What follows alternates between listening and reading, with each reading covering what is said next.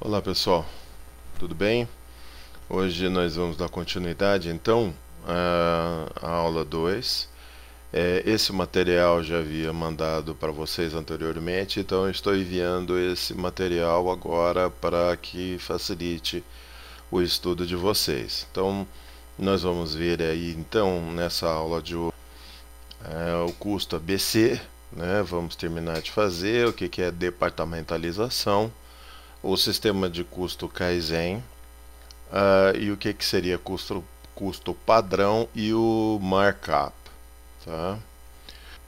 Então nós já vimos que o sistema de custo ABC ele é baseado na atividade, onde os direcionadores de custos não é a produção propriamente dito, mas a alocação de custo por atividade. Isso é muito importante porque resolve alguns problemas. Às vezes as empresas têm 4, 5, 6 processos e dentre um desses processos, um deles é muito longo, demanda muito tempo e assim por diante. Ou dentro de cada departamento. Aí depende do que a empresa queira controlar. Então, o que nós temos aqui? Então, o que nós temos que fazer? Primeiro, mapear, né, fazer um mapeamento detalhado das atividades que eu quero verificar o custeio dele, né? Depois assim que eu faço, então, o mapeamento dessa atividade, eu faço a alocação desses custos. E aí, a partir daí, eu analiso os geradores desses custos, ou seja, o que faz a fonte que gera esse custo. É o tempo, é o sistema, alguma cobrança, né? E a partir daí, então, eu faço análise dos indicadores para até mesmo fazer controle dos meus processos, entendeu? Verificar perdas e tal. Então, se eu diminuir tempo, se um dos meus indicadores for tempo, se eu diminuir o tempo de análise ou o tempo de qualquer outro processo, eu estou então diminuindo perda do processo, estou diminuindo o tempo daquela etapa. E aí então eu faço uma apresentação dos resultados para validação e geralmente é acompanhado pelos departamentos responsáveis pelos geradores dos custos, né? Quais são as principais atividades que são direcionadoras aqui? Essa tabelinha está no livro de vocês, serve só como orientação para verificar. Então, por exemplo, visitar clientes, né, é uma atividade que você pode direcionar custo para ela. Às vezes, depende, por exemplo, de quantidade de horas do funcionário para aquilo. Visita, tem que viajar, né, os gastos relacionados com essa visita do cliente. Então, eu vou ter que ir lá, combustível, viagem, então, para fazer um pedido de orçamento. Às vezes, emitir a proposta de venda também é caro. Por exemplo, quando uma empresa é de bens de capital, envolve engenharia.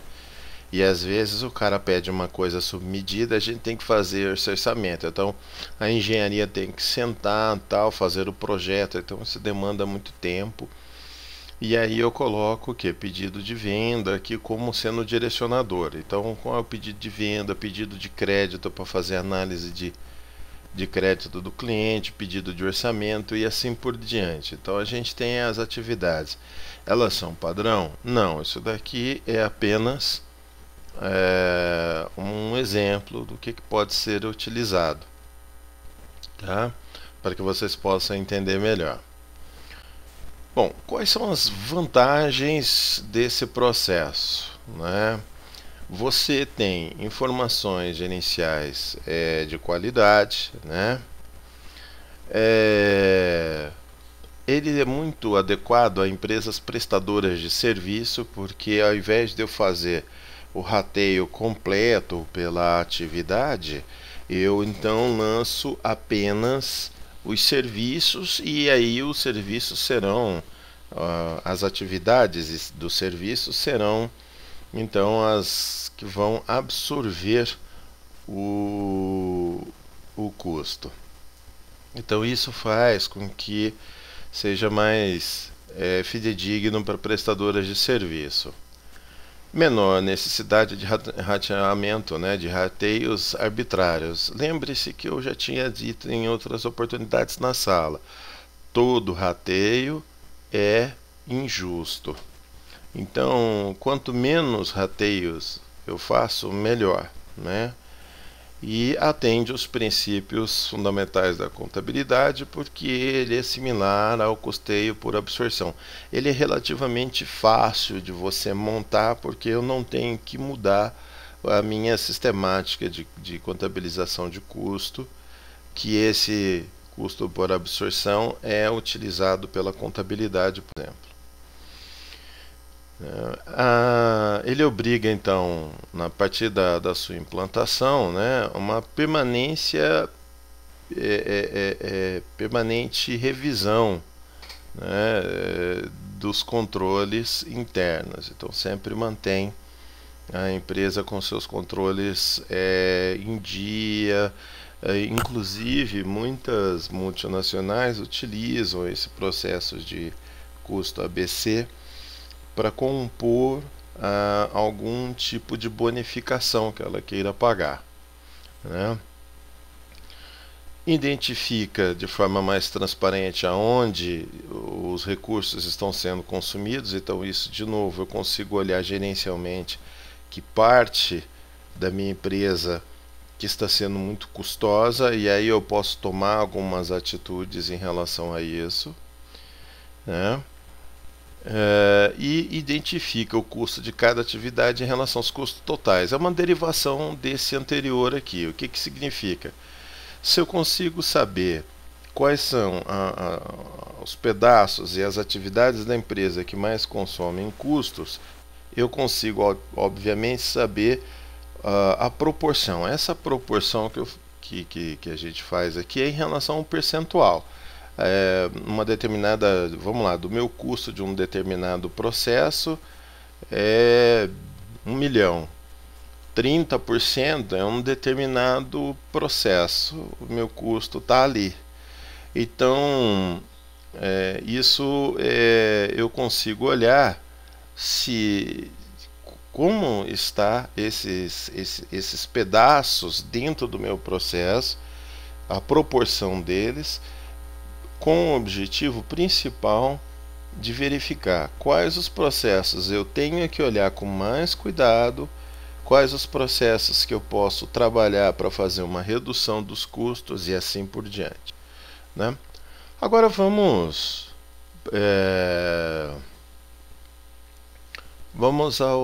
à parte das desvantagens, né? É muito caro para você implantar, porque você tem que direcionar custos de pessoas para cuidar disso, mapeamento de processo, que é muito caro, né? Como ele é um processo decorrente do custo de absorção, ele também carrega as limitações dele, que a gente já discutiu em sala, né? As informações são confiáveis somente no longo prazo, porque depende de vários ciclos da empresa para que a gente consiga colocar os custos daquele processo numa média e verificar quais são as oscilações, né? Precisa de muita revisão, porque às vezes você faz de uma forma e aí você descobre que existem outras atividades também que consomem, que não foram levadas em consideração. Então você tem que refazer. Então você sempre tem que estar revisando isso. Se a empresa modifica algum processo interno dela, todo o processo ABC tem que ser revisto, tá? E empresas que têm muita atividade, né, que são vários processos e várias estações de trabalho, fica muito difícil utilizar o ABC, né? Precisa reorganizar a empresa, claro, que nem eu falei ali, porque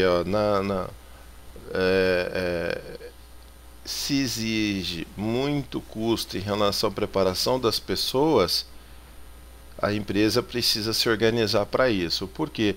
Porque aí o foco passa não é o produto em si e nem na despesa que está ocorrendo, mas é aonde essa despesa está ocorrendo e de que forma ela está ocorrendo. Por isso que uma necessidade aí de uma reorganização na empresa dessa forma. Dificuldade de integração com outros departamentos, isso pode ocorrer, né? E aí é um problema também muito comum, né? Pessoal qualificado e com experiência o suficiente para ajudar no processo, né? E aí a gente também tem que formular procedimentos padrões. Aí é um problema. Se a empresa, por exemplo, não tem nenhum tipo de ISO, ela provavelmente não tem procedimentos padrões. Então isso gera problemas maiores quando ela não tem ISO e queira aplicar o ABC. E aí você tem que fazer os procedimentos para isso, né? Então demanda tempo também, o que aumenta o custo, né? Feito isso tudo, existe um outro tipo de custeio que é muito comum, né, em empresas de grande porte, que é o custo por departamentalização ou por centro de custo, né? Esse processo ele tenta reduzir, né, bastante também as distorções dos rateios, pois eu lanço as despesas diretas dentro daquele centro de custo. Esse centro de custo não precisa ser obrigatoriamente um departamento inteiro. Às vezes, parte do departamento ou um departamento pode ter 2 ou 3 centros de custo, por exemplo. Isso tudo depende da organização da empresa. A vantagem do custo por departamentalização é que você tem nesse processo a flexibilidade de se adaptar ao esquema organizacional da empresa. Então isso fica mais fácil. É mais fácil olhar também quais são os departamentos, né, que eu consigo verificar que são os maiores consumidores de custos e assim por diante, né? Então olha só como é que esse é um esquema que é feito, né? Então, o que eu tenho? Eu tenho meus insumos diretos, né? Então, meus custos de produção diretos, indiretos e diretos. Então, eu tenho o indireto, então eu tenho os comuns, que vamos lá, água, luz, tal, que são comuns, esses não tem jeito a gente ter que ratear. Mas existem indiretos que são alocáveis, ou seja, que eu consigo colocar dentro dos departamentos. Esses eu consigo colocar, por exemplo, despesas de viagem, de benefícios, etc, etc, que eu consigo falar, olha, essa despesa foi para aquele departamento específico, então ele fica de fora. Eu só faço o rateio somente para os departamentos que são de despesas que são comuns a todos os departamentos, mas as outras alocáveis eu coloco. Feito isso daí, os diretos, então eu lanço diretamente aí no produto, né? Depois eu coloco os diretos junto, os departamentos vão ratear pelos produtos, estoque, custo de mercadorias vendidas, então menos as vendas eu vou ter o meu resultado aqui embaixo. Porém, o que muda antes? Quando eu chego aqui nos produtos, eu tenho que fazer os rateios pela produção, não tem problema. Mas a forma como eu faço a alocação dos meus custos indiretos é que deixa melhor. Isso é que ajuda bastante. Os custos diretos, gente, é fácil a gente verificar porque, conforme a gente já conversou anteriormente, eles estão alocados dentro de cada produto, a gente consegue visualizar isso de forma muito clara. Já os custos indiretos, eu não consigo verificar dentro de cada departamento. Então esse sistema me ajuda a verificar isso. Então, além dos rateios normais pelo departamento, eu consigo colocar as despesas inerentes de cada departamento, além das comuns. O sistema de custo-alvo e custo Kaizen, ele é muito bom para quando você está começando um processo ou quando você quer que isso chega a um determinado nível de custo, ou seja, eu quero que aquele custo seja dessa forma, nesse valor. No livro de vocês tem um exemplo de um lançamento de automóvel, e aí a empresa estabeleceu o preço de venda do automóvel. Então eles fizeram o processo o contrário, ou seja, qual é o valor que o carro tem que custar, e a partir daí ajustar os meus custos para que ele saia no preço exigido pelo mercado. Então eu crio um procedimento de custeio para isso, e a partir daí ele passa a ser o alvo, Ou seja, a empresa tem que começar a perseguir esse custo a fim de atingir aquele preço e a lucratividade satisfatória para aquele negócio. Então, para isso é que serve o custo Kaizen, o custo-alvo, que é diferente do custo padrão. Esse é um custo-alvo, ou seja, eu estabeleço um nível de custo que a empresa quer e a empresa passa a seguir esse alvo, tá bom? No meio do caminho é muito interessante usar os KPIs, os índices de performance chave, os Key Performance Indicators, para poder se chegar a esse custo Kaizen. Então, o sistema de custo, e isso a gente já conversou várias vezes na sala de aula, ele tem que ser perseguido, A redução de custo ela tem que seguir, mas ela tem uma limitação. E qual seria a limitação desse custo? A limitação desse custo, ele tem que seguir um processo de que não pode, de forma alguma, prejudicar as atividades da empresa e nem a qualidade percebida pelo cliente. Então, esse sistema de custeio, de redução de custo, deve ser perseguido, mas ele tem que ser realista. Não pode ser feito de uma forma que venha prejudicar a qualidade e funcionalidade do produto, porque senão você vai perder cliente. Então a limitação é até onde a gente pode baixar o custo sem que o cliente perca a qualidade e a funcionalidade que ele deseja.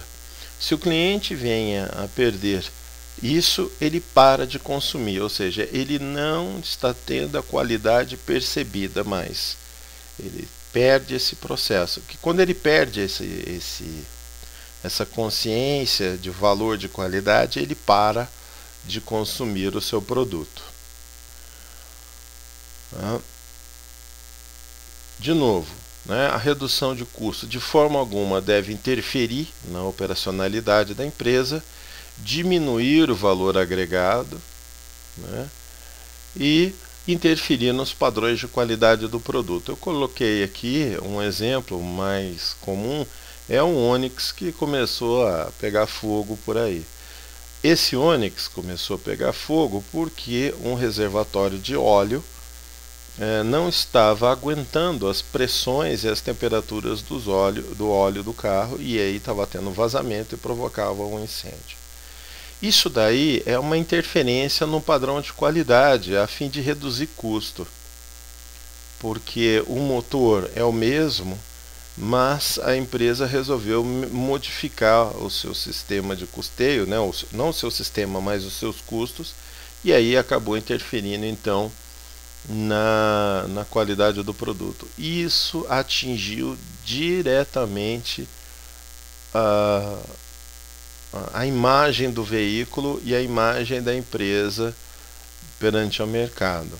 Ela teve que correr atrás para arrumar isso daí. Não só isso, nós tivemos o caso também da Samsung, em que alguns aparelhos se incendiavam por causa de problemas na bateria. Isso não é só problemas de engenharia, isso vem de problemas de gestão nesse processo, viu? Então não pode de forma alguma interferir na operacionalidade, ou seja, a operação da empresa fica muito mais difícil porque reduziu-se custo, fica faltando material ou material não é de qualidade boa o suficiente e o cliente não perceber valor naquele produto para aquele preço que ele está pagando, tá bom? Então, o que eu costumo falar, e eu já falei várias vezes em sala de aula, tudo aquilo que não agrega valor, né, mas pela ótica do cliente, deve ser suprimido. Então, essa supressão, ou seja, de diminuição de custo, tirar aquilo que não agrega valor, tem que ser aí. Se você começar a tirar valor, diminuir custos a ponto de tirar a agregação de valor do produto pela ótica do cliente, você vai perder cliente e aí você vai ter sérios problemas no mercado, né?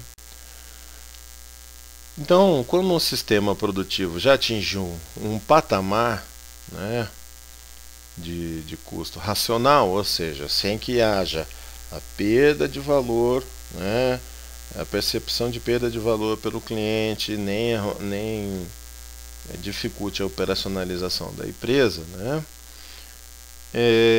a empresa pode proceder um novo ciclo de redução de custo. Ou seja, eu cheguei àquele ponto e vou começar agora a discutir meus processos. Aí como é que eu posso fazer isso aí, né?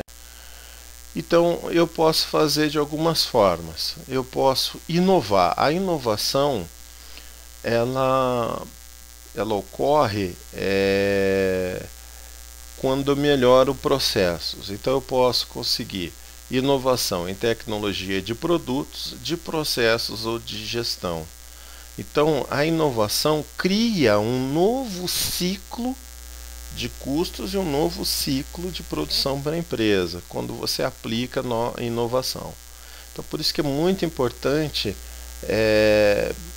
os processos de learning organizations, né, organizações que aprendem, que ela aprende e vai criando novos processos e novas tecnologias, agregar novas tecnologias, e essas tecnologias, gente, não precisa ser nem máquina, nem equipamento. Se eu melhoro um processo de produção, eu estou agregando inovação, né? Então,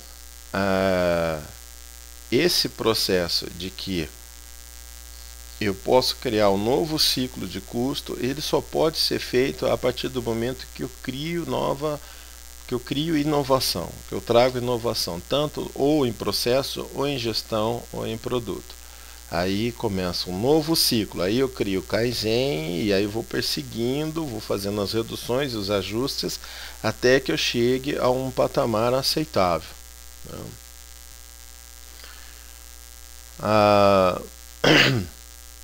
O custo-alvo, né, ele presta-se para o planejamento e desenvolvimento do produto, ou seja, quanto que eu vou chegar.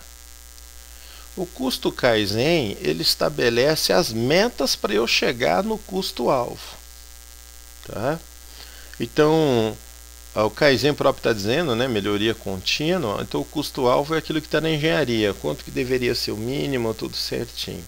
Aí eu pego a realidade e aí eu vou buscar, então, o mais próximo possível dentro do custo-alvo. Então, por isso que existe uma diferença nesses dois. Prestem atenção na definição desses dois custos, o custo-alvo e o custo Kaizen. Tá bom, gente? O custo padrão, né? Eu preciso muito da engenharia para fazer esse custo padrão, né? E como o próprio nome diz, ele tem que ser padronizado por medidas e por estatística, Então eu posso colocar algumas coisas, né? Horas de mão de obra, quantidade de dado material, né? Ou de tempo, de processo e assim por diante, né?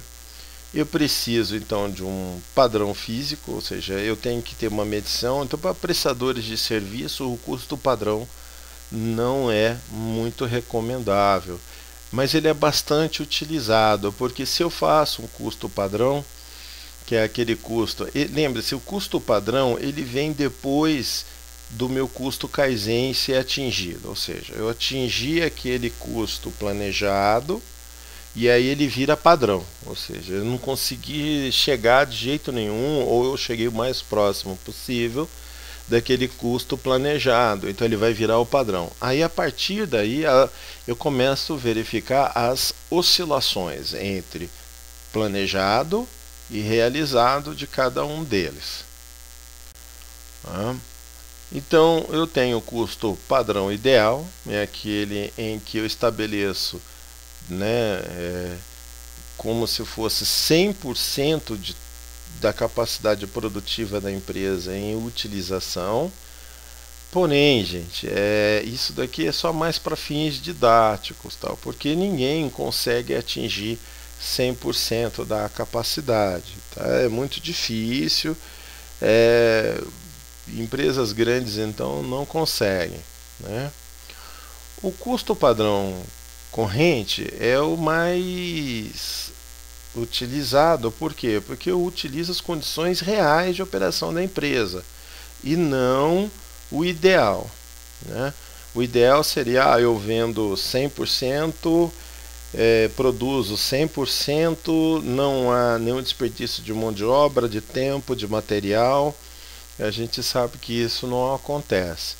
O padrão corrente considera, então, nesse processo, ele vai considerar os problemas normais. Então, eu não consigo produzir 100%, eu não vendo 100%, né? Eu tenho oscilações do tempo da minha mão de obra de utilização por N motivos.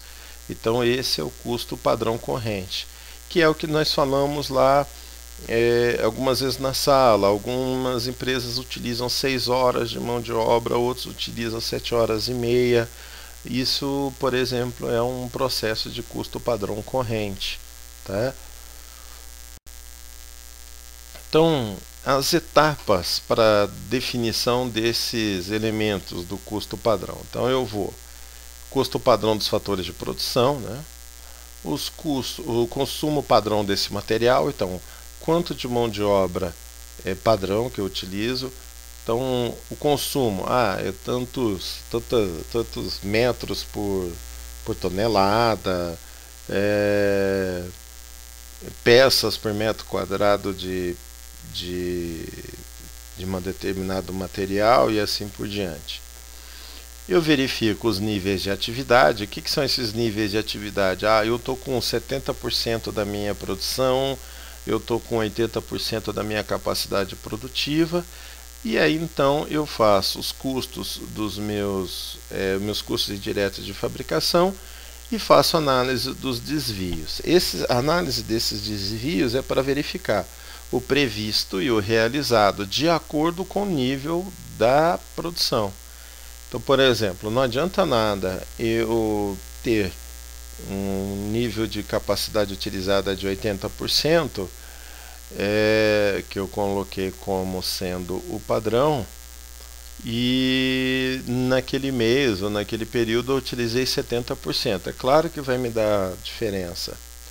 Então eu tenho que colocar os dois no mesmo padrão, e aí sim eu consigo verificar quais os problemas que houveram em relação a esses desvios. A maior pergunta que tem que ser feita esses desvios vão se repetir? Será um novo padrão? Então eu tenho que fazer um forecasting, né? Revisar todinho o meu sistema de custo padrão, e a partir daí então criar um novo custo padrão, tá bom? Se não, é uma oscilação sazonal, né? Chega, olha, teve um problema, o o fornecedor atrasou, uma máquina quebrou, tal. Então a gente justifica isso aí, tá bom? Então, o custo padrão, eu tenho lá o desvio total, né, do custo padrão, é igual o custo real menos o custo padrão. Então, aí eu vou ter o desvio total que eu tive em relação ao que estava previsto com o realizado. Né? Utilizar intervalos de dados, né, de tempo, né, 3 meses, 1 mês, 6 meses ou mensal, depende aí do que a empresa necessita e precisa para ela. O sistema de unidade de esforço de produção, né, ele é utilizado para a incorporação de custos diretos e indiretos no processo de fabricação, é o colocar lá. Então, a mensuração adequada de todos os fatores. Ele vai desde correta apropriação, então eu tenho que colocar a mão de obra correta, apropriada, né, a mão de obra direta dentro daquele processo, que nem eu já falei, é muito importante colocar. Então, que nós falamos lá, ó, se o cartão de apontamento, verificar quantas horas o cara colocou, quantas horas o cara não colocou, etc. Né? Então, valor de reposição dos estoques e assim por diante. Né? Aí, a base de custo pode ser hora homem, metro quadrado, por hora normal, por dia, por semana. Isso daqui é muito bom, principalmente para prestador de serviço. Então, qual é o meu custo hora? Né? Não é o custo hora, não é só daquele funcionário. O funcionário custa R$10 a hora. Não é. Eu tenho que pegar todos os custos de fabricação tal e colocar e fazer o rateio. Então, às vezes aquele funcionário custa R$10 para mim a hora, mas o custo real, ou seja, aquilo que ele carrega, que são os custos indiretos e assim por diante, já chega a R$30 a hora. Então o cara chega a quanto que fica? Custa tantos reais a hora. Né? Ou metro quadrado, que é feito por obra e assim por diante. Tá bom? Então é muito utilizado para buscar um padrão de cobrança. O markup. Né? Antes da gente verificar o que é um markup, nós temos que ver dois tipos de forma de contabilização do lucro. Essa primeira forma é chamada de custo presumido. Né? Como o próprio nome está dizendo, você presume quanto que vai ser o teu lucro. Né? Ele é permitido para empresas com faturamento até 78 milhões, que é a última estatística que eu tenho aqui. Né? O lucro é calculado com estipulado um percentual sobre as vendas. Então, quem dá isso daí é o governo. Então, o governo chega, como que ele estipula isso? Por tipo de atividade, prestadora de serviço de um jeito, indústria de outro, comércio de outro. Então, o governo vai lá e estipula que o comércio 20% do que ele vende é lucro. E aí eu pego todas as suas vendas no mês, tiro 20%, né? E aí então, com base desses 20%, ele será a base de cálculo do meu imposto de renda. E aí eu calculo o imposto de renda e a contribuição social sobre o lucro. Né? Uma das coisas resultante desse lucro presumido para o cálculo de imposto de renda a empresa tendo lucro ou não, ela vai pagar o imposto. Por quê? Porque a base de cálculo do imposto é a venda e não o lucro real. Ou seja, eu pego tudo que eu vendi, menos as minhas despesas, e o que sobra eu vou pagar o imposto de renda sobre isso, de uma forma mais simplificada. Né? Então, a empresa tendo lucro ou não, ela vai pagar. É muito utilizado, né? Sei lá, praticamente 99,9% das empresas de pequeno porte, de EPP, elas estão no lucro presumido, até nas limitadas da vida. tá? É mais barato porque evita maiores controles por parte da empresa a fim de apurar o lucro, né? Existem algumas desvantagens, por exemplo, que eu não posso criar despesa com o intuito de diminuir lucro para pagar menos imposto de renda. Para eles não há vantagem nenhuma nisso aí. Então, é uma forma muito utilizada. Então, para eu fazer o markup, eu tenho que descobrir antes quais são as duas formas que nós temos.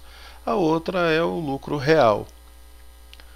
O lucro real, o próprio nome está dizendo, eu faço realmente a apuração do lucro. Então, eu vou lá e faço lá o demonstrativo do resultado do exercício.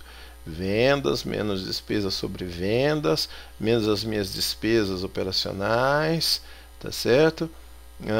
O meu lucro antes do imposto de renda, apuro imposto de renda e contribuição social. E aí então eu vou ter que calcular, né, o meu imposto com base no lucro antes do imposto de renda apurado realmente do que aconteceu. A vantagem desse processo é que empresas que têm muita variação de lucratividade, ela tem que apurar isso, né? E ela não paga lucro se ela não tiver lucro, não paga imposto de renda, né? Não paga imposto de renda se ela não tiver lucro. Ou seja, se a empresa não tem lucro, ela não vai pagar imposto de renda. Ao contrário do sistema anterior, tendo ou não, ela paga. Então, preste atenção nessa principal diferença entre os dois sistemas de apuração de lucro, né? Então, para eu fazer o markup, eu tenho que fazer essa forma aqui do meu preço de venda com base no meu custo de mercadoria, né? Então, ó, o custo da mercadoria, né, é 100 menos a margem de contribuição percentual dividido por 100, e aí nós temos essa fórmula. Essa fórmula aqui nada mais é de que eu inseri ICMS, PIS e COFINS da empresa e o IPI. Eu vou colocar para vocês à disposição 2 exercícios para que vocês possam fazer esses cálculos, tá bom? Para a gente apenas fazer a fixação desse conteúdo, tá? Então, essa é a fórmula do markup. Pessoal, na apostila de vocês tem umas, para a gente não ficar alongando muito a aula, né? Tem lá uma apuração de resultado. Lá estão explicados os itens por itens do DRE de dois DREs, uma de uma indústria e outra de uma prestadora de serviço, com a marcação lá do markup. Essa apuração, né, está então nas páginas de 48 até a 52. Então verifiquem isso nas páginas lá de vocês, para que vocês possam verificar isso. Qualquer dúvida, é só entrar em contato comigo no dia da aula, que nós vamos estar online aí para a gente poder conversar, tá bom? Bom, pessoal, com isso a gente chega ao final da unidade 1. Então, nesse caso, vai estar aí fechada a nossa unidade 1. Na próxima aula nós vamos começar com a unidade 2, onde nós vamos começar mais com a parte de análise micro e macroeconômica em relação ao preço, o funcionamento de mercado. Tá bom? Muito obrigado a todos. Então, até a próxima aula, gente.